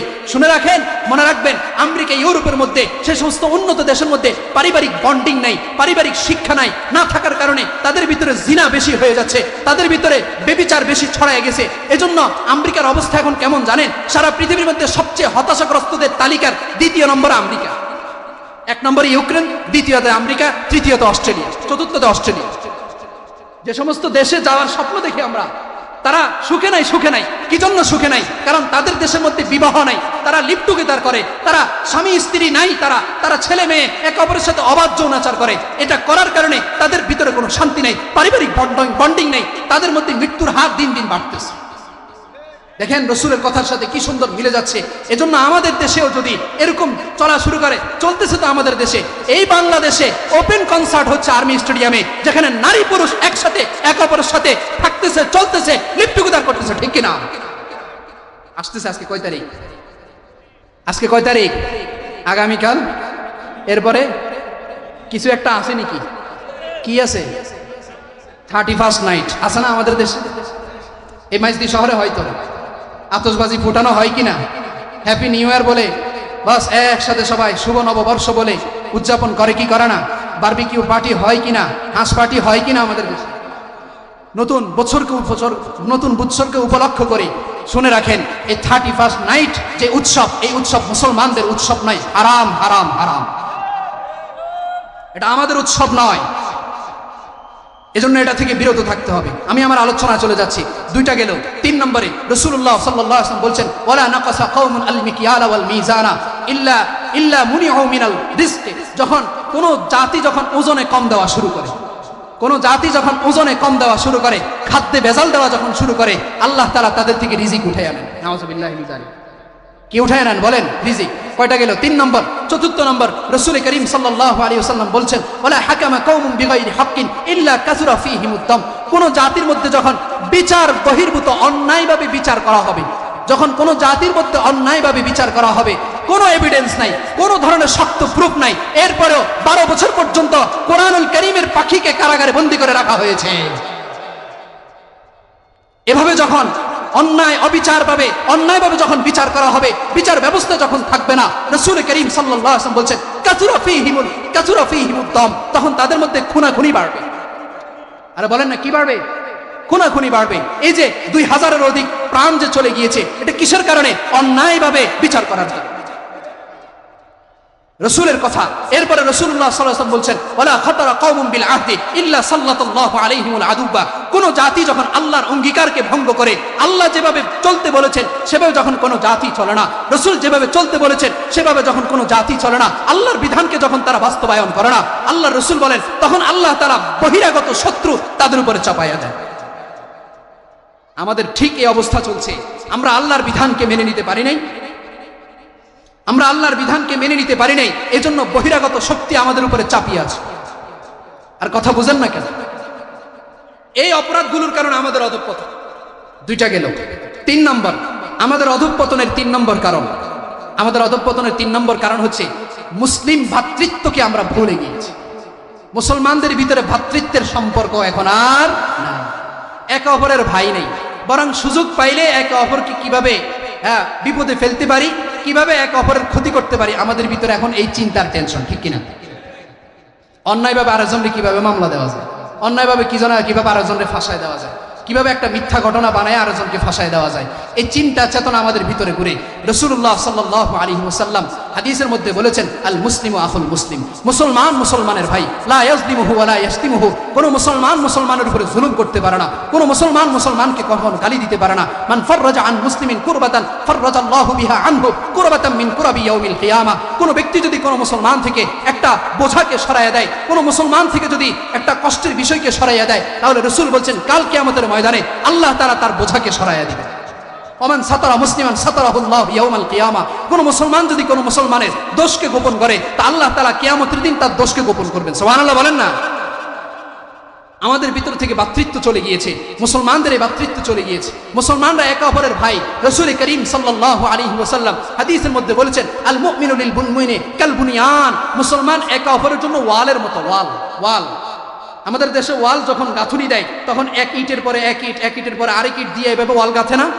আরে বলেন না, এভাবে ওয়াল গাঁথুনি দেয়। তখন রাসূলুল্লাহ সাল্লাল্লাহু আলাইহি ওয়াসাল্লাম বলছেন মুসলমান একে অপরের জন্য ওয়ালের গাঁথুনির মতো, যেভাবে এক ইটের পর আরেক ইট, এক ইটের উপর আরেক ইট এভাবে দিয়ে গাঁথে, মুসলমান একে অপরের জন্য এরকম ইয়াসুদ্দু বা'দুহু বা'দা ওয়া শাব্বাকা বাইনা আসাবিহি। সাহাবী বলেন রাসূল দেখাচ্ছেন আর নিজের আঙ্গুলের মধ্যে এভাবে একটার ভিতর আরেকটা ঢুকাইয়া দিয়ে বলছেন মুমিন একে অপরের জন্য এরকম। সুবহানাল্লাহ বলেন না। একে অপরকে মজবুত করবে, একে অপর যখন একজন বিপদে পড়বে আরেক মুসলমান এগিয়ে আসবে। যখন ফিলিস্তিনে হামলা হবে তখন সারা বিশ্বের মুসলমানরা ঐক্যবদ্ধ হয়ে ফিলিস্তিনের জন্য দাঁড়িয়ে যাবে। এটা ইসলামের শিক্ষা, মুসলিমদের ভ্রাতৃত্ব। কোরআনুল কারীমের মধ্যে আল্লাহ তাআলা আমাদেরকে এটাই শিখিয়েছেন, ইন্নামাল মুমিনুনা ইখওয়া, সমস্ত মুমিনরা একে অপরের ভাই, সমস্ত মুমিনরা একে অপরের কি ভাই। ফাসলিহু বাইনা আখওয়াইকুম ওয়াত্তাকুল্লাহা লাআল্লাকুম তুরহামুন। আল্লাহ বলছেন তোমরা সুতরাং একে অপরের মাঝে সুন্দর সমাধান করো, একে অপরের ভিতরে বেজাল লাগাইও না। কি লাগাইও না? বেজাল লাগাইও না। লা তাফাররাকু ওয়াতাসিমু বিহাবলিল্লাহি জামিআ ওয়া লা তাফাররাকু, তোমরা আল্লাহর রজ্জুকে, কোরআনকে, দ্বীনকে সুন্দরভাবে আঁকড়ে ধরো, তোমাদের ভিতরে বিভেদ সৃষ্টি করো না। আতিউল্লাহ ওয়া রাসূলাহু, তোমরা আল্লাহ আল্লাহর রাসূলের আনুগত্য করো। ওয়া লা তানাযাউ ফাতাফশালু ওয়া তাযহাবা রিহুকুম, কোরআনে আল্লাহ বলছেন যদি তোমরা পরস্পর ঝগড়া করো তাহলে তোমাদের ভিতর থেকে কি হবে? তোমাদের ভিতরটা দুর্বল হয়ে যাবে, তোমাদের ভিতরটা দুর্বল হয়ে যাবে। ফাতাযহাবা রিহুকুম, তোমাদের শক্তি কমে যাবে। সুতরাং আমাদের অধঃপতনের ৩ নম্বর কারণ হচ্ছে মুসলিমদের ভ্রাতৃত্ব ভুলে যাওয়া। আমরা মুসলমানরা ভ্রাতৃত্ব ভুলে গিয়েছি। আমাদের ভিতরে এখন কি ঢুকছে জানেন? ন্যাশনালিটি ঢুকছে। কি ঢুকছে? ন্যাশনালিজম। আরে বলেন না, আমাদের ভিতরে কি ঢুকছে? ন্যাশনালিজম। কি ন্যাশনালিজম? অর্থাৎ ফিলিস্তিনে যদি কোনো মুসলমান মারা যায় তা আমরা বলি আমি বাংলাদেশি, আমি কি করব? আর কথা বুঝেন নাই? ফিলিস্তিনে যদি কোনো মুসলমান মারা যায় তা আরবের শাসকরা বলে আমরা কি করব? তারা ফিলিস্তিনের, আমরা আরবের। কথা বুঝেন নাই মনে হয়। আমাদের ভিতরে এই অদৃশ্য কাঁটাতারের বেড়া ইংরেজ বেনিয়ারা ফরাসি বিপ্লবের পরে আমাদের ভিতরে ঢুকাইয়া দিয়েছে। সমস্ত মুসলমানদেরকে দেশের নামে বিভাজন করে দিয়েছে। মুসলমানরা যত কিছু হোক না কেন, দেশ ভূখণ্ড আলাদা হতে পারে, কিন্তু ঈমানের প্রশ্নে মুসলমানরা এক। কোন মুসলমান জাতি যদি, কোন মুসলমান ভাই যদি পৃথিবীর কোন ভূখণ্ড যদি নির্যাতিত হয়, সারা বিশ্বের সমস্ত মুসলমানদের উপরে দায়িত্ব তার পক্ষে দাঁড়িয়ে দেওয়া, তার পক্ষে কথা বলা, তার জন্য মার্চ করা, তার জন্য আন্দোলন করা। কথা বলেন ঠিক কিনা? এই ভ্রাতৃত্ব যেদিন আমাদের মাঝে ফিরে আসবে সেদিন আবার আমাদের সেই সোনালী ঐতিহ্য ইনশাআল্লাহ ফিরে আসবে। কয়টা গেছে? 3 নম্বর গেল। 4র্থ নম্বর, আমাদের অধঃপতনের আরেকটা কারণ। এই কারণটা হাদিস থেকে স্পষ্টভাবে বোঝাই। সুনান আবি দাউদের বর্ণনা, রাসূল করিম সাল্লাল্লাহু আলাইহি ওয়াসাল্লামের বিখ্যাত সাহাবী হযরত সাওবান রাদিয়াল্লাহু তাআলা আনহু, তিনি একদিন বলেন যে একদিন রাসূলুল্লাহ সাল্লাল্লাহু আলাইহি ওয়াসাল্লাম আমাদেরকে বলতেছেন, ইউশিকুল উমাম তাদাআ আলাইকুম কামা তাদাআল আকিলাতু ইলা কাসআতিহা। রাসূল করিম বলছেন শুনে রাখো, যেরকম কয়েকজন খাদক যারা খায়, এরা যেরকম একসাথে হয়ে একটা প্লেটের মধ্যে একসাথে খাওয়ার জন্য একে অপরকে আহ্বান করে, এমন একটা সময় অচিরেই আসবে যখন সারা পৃথিবীর সমস্ত কাফের মুশরিকরা এক হয়ে মুসলমানদেরকে নির্যাতন করার জন্য তারা জোট গঠন করবে। জোট গঠন করা হয়েছে কিনা? 628 হিজরির সময় তখনও জোট গঠন করা হয়েছে ক্রুসেড যুদ্ধের নামে। আমেরিকা আফগানিস্তানে হামলা করার জন্য তখনও জোট গঠন করেছে ন্যাটোর নামে। আর কথা বলেন না, এই যে সারা পৃথিবীর সমস্ত কাফের মুশরিকরা মুসলমানদেরকে হত্যা করার জন্য জোট গঠন করবে, তখন সাহাবায়ে কেরামরা আশ্চর্য হয়ে ক্বালা কায়লুন ইয়া রাসূলুল্লাহ, এক ব্যক্তি রাসূলকে জিজ্ঞাসা করছেন, ইয়া রাসূলুল্লাহ, আমাদের যে এই অবস্থা হবে, অমিন কিল্লাতি নাহনু ইয়াউমাইদিন, আমরা কি সেদিন কম থাকবো? সেদিনকে আমরা সংখ্যায় কম থাকবো? খেয়াল করে শুনেন, যখন রাসূলকে এই প্রশ্ন করা হয়েছে, রাসূল করিম সাল্লাল্লাহু আলাইহি ওয়াসাল্লাম বলছেন, না আমার সাহাবীরা, বাল আনতুম ইয়াউমাইদিন কাসীর, তো বরং তোমাদের সংখ্যা ওই দিন অনেক অনেক অনেক অনেক বেশি হবে। সাহাবীদের সময় সংখ্যা তত বেশি ছিল না। সাহাবায়ে কেরামরা সব সময় 2 গুণ 3 গুণ 4 গুণ কাফেরদের থেকে পিছিয়ে ছিল, কাফেরদের ক্ষেত্রে কোনো সময় তারা অস্ত্রে শস্ত্রে সৈন্যে কাফেরদের থেকে এগিয়ে ছিল না, সংখ্যায়ও এগিয়ে ছিল না। কিন্তু যতবারে মুসলমানরা কাফেরদের সম্মুখীন হয়েছে, যতবারে মুসলমানরা কাফেরদের সাথে যুদ্ধক্ষেত্রে অবতীর্ণ হয়েছে, আল্লাহ তাআলা মুসলমানদেরকে তাদের সৈন্য সংখ্যা অস্ত্রের কারণে নয়, বরং তাদের ঈমানের কারণেই মুসলমানদেরকে বিজয় দিয়েছে। এজন্য রাসূল বলছেন, বাল আনতুম ইয়াওমাইযিন কাসীর, তোমরা সেদিন কম থাকবে না, তোমরা সেদিন অনেক বেশি হবে। তবে রাসূল বলছেন, ওয়ালাকিন্নাকুম গুসাউন কাগুসাইস সাইল, তবে আমার সাহাবীরা, তখন মুসলমানদের অবস্থা হবে বন্যার পানিতে, বানের পানিতে ভেসে যাওয়া খড়কুটোর মতো। বানের পানিতে ভেসে যাওয়া কিসের মতো বলেন? বানের পানিতে ভেসে যাওয়া খড়কুটোর মতো। তোমাদের ভিতরে ঈমানই জোর থাকবে না, তোমাদের ভিতরে কোরআন এবং হাদিসের দৃঢ়তা তোমাদের ভিতরে থাকবে না। মিলিয়ন বিলিয়ন ট্রিলিয়ন তোমরা হবে ঠিক, কিন্তু তোমাদেরকে কাফের মুশরিকরা ভয় পাবে না। ঠিক কিনা বলেন? এরপরে রাসূলুল্লাহ সাল্লাল্লাহু আলাইহি ওয়াসাল্লাম বলছেন, ওয়ালা ইয়ানজিআন্না মিন কুলুবি আদুবিকুমুল মাহাবাতা মিনকুম, এবং আল্লাহ তাআলা কি করবেন? তোমাদের শত্রুর অন্তর থেকে তোমাদের ভয়টাকে উঠায় আনবেন। তোমাদের শত্রুর অন্তর থেকে তোমাদের ভয়কে কি করে নেবেন? উঠায় আনবেন। সারা পৃথিবীতে বর্তমান সময়ে, আমি বলছি না, সমস্ত ভূরাজনৈতিক যারা এই গ্লোবালাইজেশন যুগে যারা বিশ্লেষণ করে, তাদের সবার বিশ্লেষণ অনুযায়ী বর্তমান সময়ে অস্ত্রের দিক থেকে মুসলমানরা এগিয়ে, বর্তমান সময়ে সৈন্যের দিক থেকে মুসলমানরা এগিয়ে, মুসলমানদের 57টা দেশ, বর্তমান সময়ে উন্নত বিজ্ঞান প্রযুক্তির দিক থেকে মুসলমানরা এগিয়ে, বর্তমান সময়ে সমরবিদ্যা কৌশলের দিক থেকে মুসলমানরা এগিয়ে। কিন্তু আমরা সব দিক থেকে এগিয়ে থাকলেও আজকে সারা পৃথিবীতে একমাত্র নির্যাতিত নিষ্পেষিত মুসলমানরাই, ঠিক কিনা? এটার কারণ কি? আমাদেরকে তারা ভয় পায় না। আমাদেরকে তারা কি পায় না বলেন?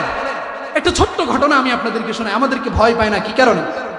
যখন উমাইয়া খেলাফত শেষ হয়ে গিয়েছে, খেয়াল করে শুনবেন, উমাইয়া খেলাফত যখন শেষ হয়ে গিয়েছে, এই খোরাসানের যে শাসনকর্তা ছিল, তখন সারা পৃথিবীর সমস্ত শাসকরা ওই খেলাফতের দারুল খেলাফা রাষ্ট্রনায়ককে কর দিয়ে থাকতো, কর দিয়ে তারা তাদের দেশ চালাইতো। তো রাষ্ট্রের মূল কেন্দ্র থেকে কর আদায়ের জন্য একজন উসুলকারী আসতো প্রতি বছর। সে আসতো, আর তারা কি করতো? রাষ্ট্রের যারা নায়ক থাকতো তারা আগ থেকে সবগুলো করকে সুন্দর মতো গোছাইয়া প্যাকেট করে তাদের জন্য পাঠিয়ে দিত। ওরা আসলে যেন কষ্ট করা লাগে না লাগে, ওরা আসলে যেন কষ্ট করা কি না লাগে। এখন যখন উমাইয়া খেলাফত শেষ হয়ে গেছে, শেষ হয়ে যাওয়ার পরে যখন নতুন কোন খলিফা আসছে, এখন তো করের জন্য আসে তাদের কাছে, এরা কর দেয় না।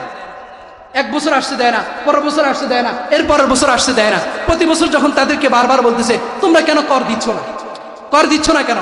তখন ওই সময়ের যে এই আফগানিস্তানে অঞ্চল সহকারে যিনি শাসক ছিল, তিনি বলছেন, শোনো, তোমাদেরকে আমরা কর দিচ্ছি না, তোমরা যদি কিছু করতে পারো করে নাও, তোমরা যদি কিছু করতে পারো করিও। তখন তাকে ধমকি দিয়েছে সেই লোক যে খেলাফতের পক্ষ থেকে আমরা তোমার রাষ্ট্রে আক্রমণ করব। তখন সে বলছে, কোনো সমস্যা না, আমি ভয় পাই না।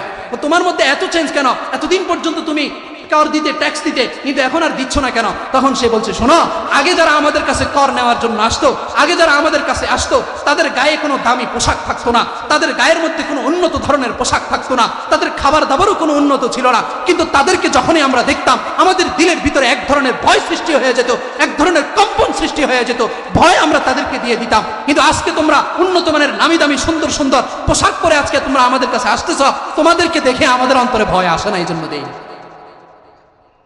কথা বুঝেন নাই মনে হয় আমার? তো সারা পৃথিবীতে মুসলমান তো অনেক বেশি, কিন্তু মুসলমানরা নির্যাতিত কেন? মুসলমানদের এই সংখ্যা দেখে তারা ভয় পায় না, এই জন্যই। তাহলে রাসূল করিম সাল্লাল্লাহু আলাইহি ওয়াসাল্লাম বলছেন, শত্রুদের অন্তর থেকে আমাদের ভয়কে উঠাইয়া নেবেন। এবং কি করবেন? আল্লাহ তাআলা বলছেন, আল্লাহ রাসূল বলেন, ওয়ালা ইয়াকযিফান্না ফি কুলুবিকুমুল ওয়াহান। রাসূল বলছেন, তোমাদের অন্তরের মধ্যে আল্লাহ ওয়াহান ঢেলে দিবেন, ওয়াহান। ক্বালা কাইলুন ইয়া রাসূলুল্লাহ, একজন ব্যক্তি রাসূলকে জিজ্ঞাসা করলেন, ওয়ামাল ওয়াহান, রাসূল ওয়াহান জিনিসটা কি? তখন রাসূল করিম সাল্লাল্লাহু আলাইহি ওয়াসাল্লাম বলছেন, দুই জিনিসের নাম ওয়াহান।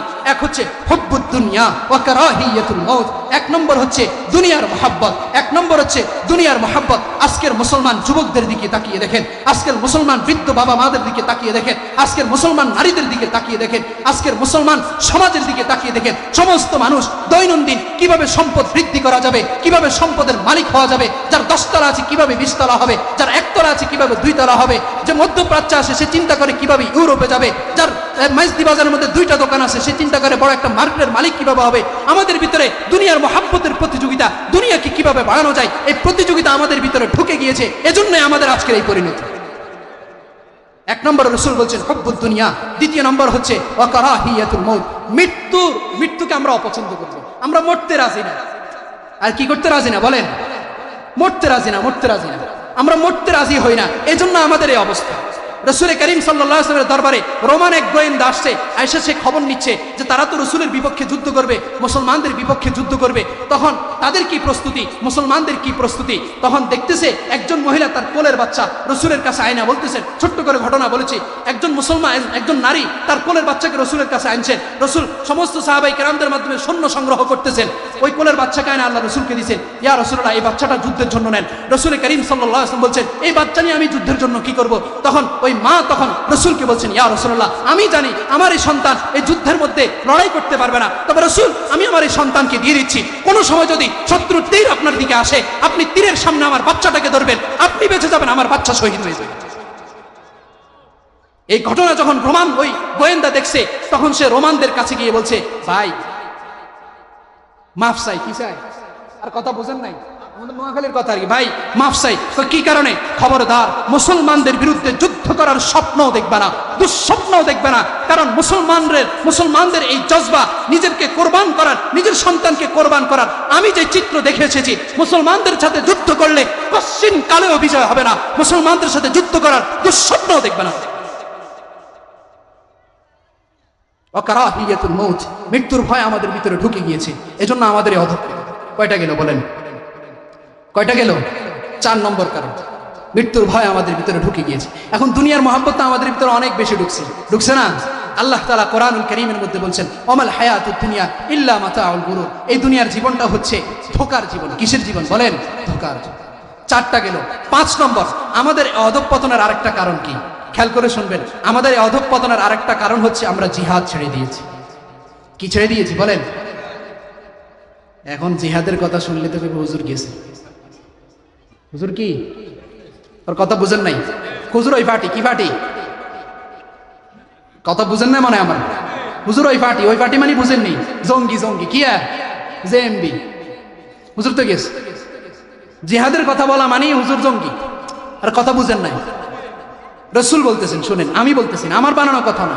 5 নম্বর যে কারণটা আপনাদেরকে বলতেছি, রসুল করিম সাল্লাল্লাহু আলাইহি ওয়াসাল্লাম বলছেন, যে হাদিস আমি আপনাদের সামনে পাঠ করেছি, এই হাদিসের মধ্যে রাসূলুল্লাহ সাল্লাল্লাহু আলাইহি ওয়াসাল্লাম বলছেন, ইদা তাবায়াতুম বিল আইনা, রসুল বলেন যখন তোমরা আইনা, এক প্রকার সুদী কারবারি, আইনা এটার ব্যাখ্যার প্রয়োজন আছে, এখন সময় নেই জন্য করতেছেন। আইনা ধরেন এক প্রকার সুদী কারবারি, যখন তোমরা এটা করবে, ও আখাযতুম আযনাবাল বাকরে ওয়া রাদিতুম বিজ-জারঈ, যখন তোমরা ক্ষেত খামার চাষাবাসে যখন তোমরা সন্তুষ্ট হয়ে যাবে, অর্থাৎ যখন তোমরা দুনিয়া নিয়ে ব্যস্ত থাকবে, ওয়া তারাকতুমুল জিহাদ, এবং যখন তোমরা আল্লাহর রাস্তায় আল্লাহর দ্বীনকে বিজয় করার জন্য নিজের জীবনকে উৎসর্গ করা যখন তোমরা ছেড়ে দিবে, নিজেদের জান মালকে উৎসর্গ করা যখন ছেড়ে দিবে, আল্লাহ রাসূল বলছেন, সাল্লাল্লাহু আলাইকুম যুল্লান লা ইয়ানজিউ হাত্তা তারজিউ ইলা দীনিকুম, আল্লাহ তাআলা তোমাদের উপরে লাঞ্ছনাকে চাপায়ে দিবেন, আল্লাহ তাআলা তোমাদের উপরে অপদস্থতাকে চাপায়ে দিবেন, সারা বিশ্বের মানুষ তোমাদেরকে লাঞ্ছিত করবে, তোমরা যদি দ্বীনের দিকে ফিরে না আসো, কেউ তোমাদের থেকে এই লাঞ্ছনা উঠায় নিতে পারবে না।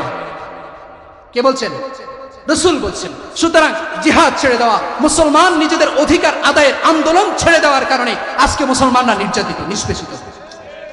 মানবাধিকার নামে কত কিছু সারা পৃথিবীতে আছে। আমাদের হাবিবুল্লাহ মেজবা সাহেব রহমতুল্লাহ আলাই চাটখিলের, আমাদের এই নোয়াখালীর সূর্য সন্তান ছিলেন, তিনি বলতেন মানবাধিকারের মধ্যে যে জাতিসংঘ আছে, এটা জাতিসংঘ, এটা হচ্ছে জাতে বেজাতে যে সংঘ, এটার কয় জাতিসংঘ। আর কথা বুঝেন নাই? জাতে বেজাতে যে সংঘ হয় এটারই কি কয়? জাতিসংঘ। আসলে এরা মানবাধিকারের কথা বলে, মুখে বড় বড় কথা বলে আমরা মানবাধিকারের পক্ষে। ফিলিস্তিনে মানুষ মরতেছে, তারা এসে ঢাকায় অফিস খুলতে চাইতেছে। কথা বুঝেন না? মানুষ মারে কোথায়? মানুষ মারে ফিলিস্তিনে, আর তারা এসে ঢাকায় অফিস খুলে। কত ধরনের, কত বড় বাটফার, চিন্তা করে দেখেন। তাহলে মানবাধিকারের কথা তারা বলে, আসলে মানবাধিকার তারা রক্ষা করে না, ঠিক কিনা বলেন? তাহলে এই জন্যে মুসলমান যখন জিহাদকে ছেড়ে দিবে, তখন মুসলমানদের মধ্যে এই অধঃপতন নেমে আসবে। কয়টা গেল? আর বলেন না কয়টা গেছে? 5টা। 6 নম্বর, মুসলমানদের অধঃপতনের আরেকটা কারণ হচ্ছে আমরা যোগ্য নেতাকে বেছে নেই না, যোগ্য নেতৃত্বকে আমরা বেছে নেই না। যেই লোকটা ইমানের কথা বলে, যেই লোকটা দেশের মধ্যে ইসলামকে বাস্তবায়নের কথা বলে, আমরা সেই নেতার পিছনে হাঁটতে রাজি না। যেই নেতা আমাদেরকে সকাল বিকাল চা খাওয়াইতে পারে, যেই নেতা কাঁচা কসকসে টাকা ছাড়তে পারে, তার পিছনে দৌড়াই, ঠিক কিনা?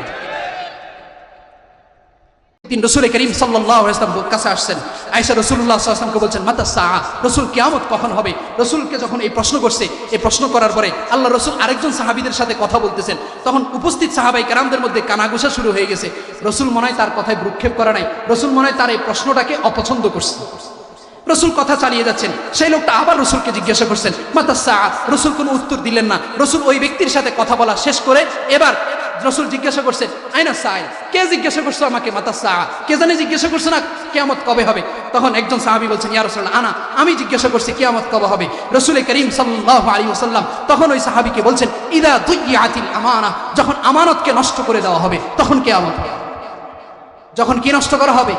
আমানত নষ্ট করা হবে। এ কথা বলার পরে তখন ওই সাহাবী জিজ্ঞাসা করলেন ইয়া রাসূলুল্লাহ আমানত নষ্ট কিভাবে হয়, আমানত নষ্ট কিভাবে হয়? রাসূল করিম সাল্লাল্লাহু আলাইহি ওয়াসাল্লাম বলছেন ইদা উসতিদাতিল আমরু ইলা গায়রি আহলিহা, শুনে রাখো ইলা গায়রি আহলিহি। সাহাবী, যখন তুমি দেখবা সমাজের নেতৃত্ব এমন ব্যক্তিকে দেওয়া হচ্ছে যার সমাজকে পরিচালনা করার মোটেও যোগ্যতা নাই, সংসদে এমন ব্যক্তি যাচ্ছে যার একাডেমিক কোনো ব্যাকগ্রাউন্ড নাই, যখন তুমি দেখবে জাতির নিরাপত্তা বা জাতির কর্ণধার ওই সমস্ত ব্যক্তিরা হচ্ছে যারা জাতির কর্ণধার হওয়ার উপযুক্ত না, তখন রাসূল বলছেন এমন অবস্থা যখন দেখবা বুঝে নিবা কিয়ামত চলে আসছে। কথা বুঝেন নাই মনে হয় আমার? আমাদের দেশে এমন হয়েছে কি হয় নাই? আমি একজনকে চিনি যার স্কুলের বারান্দা দিয়েও সে হাঁটারে, কিন্তু সে অনেক বড় নেতা। আছে না আমাদের দেশে এরকম? এই জন্য রাসূল বলছেন ইদা দুইয়াতিল আমানা, আমানত যখন নষ্ট করে দেওয়া হবে তখন এই অবস্থা। এটা কত নম্বর কারণ গেছে? আর বলেন না কত নম্বর কারণ? 6 নম্বর। 7 নম্বর কারণ, আমরা বিজাতীয়দের সংস্কৃতিকে এমন ভাবে আঁকড়ে ধরছি মনে হয় যেন এটা আমার জীবন মরণ, মনে হয় যেন এটা আমার কি বলেন জীবন মরণ। হাদিসের মধ্যে আসছে রাসূল করিম সাল্লাল্লাহু আলাইহি ওয়াসাল্লাম বলছেন, খেয়াল করে শুনেন, লা তাত্তাবিউন্না সুনানা মান কানা ক্বাবলাকুম শিবরাম বিশিবরিন ওয়া যিরাআন বিযিরাইন। রাসূল করিম সাল্লাল্লাহু আলাইহি ওয়াসাল্লাম তার সাহাবীদেরকে বলছেন, আমার সাহাবীরা শোনো, এমন একটা জাতি আসবে, এমন একটা প্রজন্ম আসবে যারা ওই ইহুদি খ্রিস্টানদের সংস্কৃতিকে, তাদের ফ্যাশনকে নিজেদের জীবনের ফ্যাশন বানিয়ে নিবে। সে জানে না কোন খেলোয়াড় এইভাবে চুল রাখছে, সে জানে না কোন খেলোয়াড় এইভাবে জার্সি গায়ে দিছে, সে জানে না কোন নায়ক গায়ক এভাবে সে ফ্যাশন গ্রহণ করেছে, কিন্তু সে একজন নায়ককে দেখেছে, তার নামও জানে না, তার কিছুই সে জানে না, কিন্তু তাকে দেখছে সে এরকম চুল রাখছে, তাকে দেখছে সে এই ধরনের পোশাক গায়ে দিছে। বাস মুসলমান যুবক 1000 কিলোমিটার দূরে তার মতো ফ্যাশন গ্রহণ করতেছে, তার মতো পোশাক গায়ে দিচ্ছে, তার মতো চুলের কাটিং করতেছে, তার অনুসরণ করতেছে। আমাদের দেশে এমন যুবক আছে না নাই? এজন্য রাসূল বলছেন লা তাত্তাবিউন্না সুনানা মান কানা ক্বাবলাকুম শিবরাম বিশিবরিন ওয়া যিরাআন বিযিরাইন, তোমাদের মধ্যে এমন এক জাতি আসবে হাত্তা দাখালু ফি জুহরি দাব্বিন। রাসূল করিম বলছেন এমন যদি হয় যে কিছু মানুষ, তারা যদি কেউ ইঁদুরের গর্তের ভিতরে ঢুকে, কিসের গর্তে বলেন? ইঁদুরের গর্তের ভিতরে ঢুকে, তো মুসলমানের অবস্থা এমন হবে মুসলমান তার সাথে সাথে ইঁদুরের গর্তে ঢুকবে। আর মুসলমানের এই অবস্থা না এখন? সে কেমনে বলছে, সে এভাবে কথা বলছে, সে এভাবে তাকাইছে, সে এভাবে হাঁটছে, সে এভাবে ফ্যাশন করছে, বস মুসলমান ছেলেরাও ওইটাকেই ফ্যাশন বানায় নিয়েছে, ঠিক কিনা? এই যে আমরা বিভিন্ন সময়ে বিভিন্ন দিবস পালন করি, এটা কিসের কারণে হয়? বিজাতীয় পশ্চিমা যারা আছে তাদের সংস্কৃতিকে আমাদের ভিতরে আমরা ধারণ করে আমরা নিজেরা লালন পালন করি, ঠিক কিনা বলেন? আরো অনেক কারণ থাকতে পারে, আমার সময় শেষ হয়ে আসতেছে, এজন্য আমি সংক্ষেপে 7টা কারণ আপনাদের সামনে বলেছি। এবার আসেন এখান থেকে আমাদের উত্তরণের উপায় কি? এখান থেকে উত্তরণের অনেকগুলো উপায় থাকতে পারে। আমি শুধু ছোট্ট করে যে আয়াত আমি আপনাদের সামনে পাঠ করেছি, এই আয়াতের অর্থ এবং সামান্য ব্যাখ্যা করে উত্তরণের উপায়টা আমি বলে দিব। কোরআনুল কারীমের সূরাতুন নূর আয়াত নম্বর 55, আল্লাহ তাআলা সেই আয়াতের মধ্যে আমাদেরকে উত্তরণের সুন্দর একটা প্রসেস বলে দিয়েছেন। আল্লাহ তাআলা সেখানে বলছেন ওয়া'আদাল্লাহুল্লাযীনা আমানু মিনকুম ওয়া আমিলুস সালিহাত, আল্লাহ বলেন তোমাদের মধ্য থেকে যারা ঈমান আনবে, ঈমানকে মজবুত করবে, ঈমানের উপরে পাকাপোক্ত থাকবে, ওয়া আমিলুস সালিহাত এবং নেক কাজ করবে, সৎ কাজ করবে, নামাজগুলো ঠিকমতো পড়বে, রোজাটা ঠিকমতো রাখবে, এই যে অপরাধ যেগুলো বললাম যেগুলোর কারণে আমাদের অধঃপতন, সেগুলো থেকে বিরত থাকবে, আল্লাহ যেভাবে চলতে বলেছেন সেগুলো সেভাবে আদায় করবে, আল্লাহ যেগুলো থেকে নিষেধ করেছেন সেই নিষেধগুলোকে ছেড়ে দিবে। এভাবে ঈমান আর নেক আমল যদি আমার কোনো বান্দা করতে পারে, আল্লাহ তাআলা বলছেন আমি তোমাদেরকে 3 জিনিসের ওয়াদা, আমি তোমাদেরকে 3 জিনিসের প্রতিশ্রুতি দিচ্ছি। সুবহানাল্লাহ। কয় জিনিস? 3 জিনিস। তোমরা যদি ঈমান আর আমলকে ঠিকঠাক করতে পারো, 3 জিনিসের ওয়াদা, 3টা আল্লাহ বলছেন আমি দিয়ে দিব তোমাদেরকে। সুবহানাল্লাহ বলেন না। এক নম্বর আল্লাহ বলেন লা ইস্তাখলিফান্নাহুম ফিল আরদি কামা ইস্তাখলাফাল্লাযীনা মিন ক্বাবলিহিম।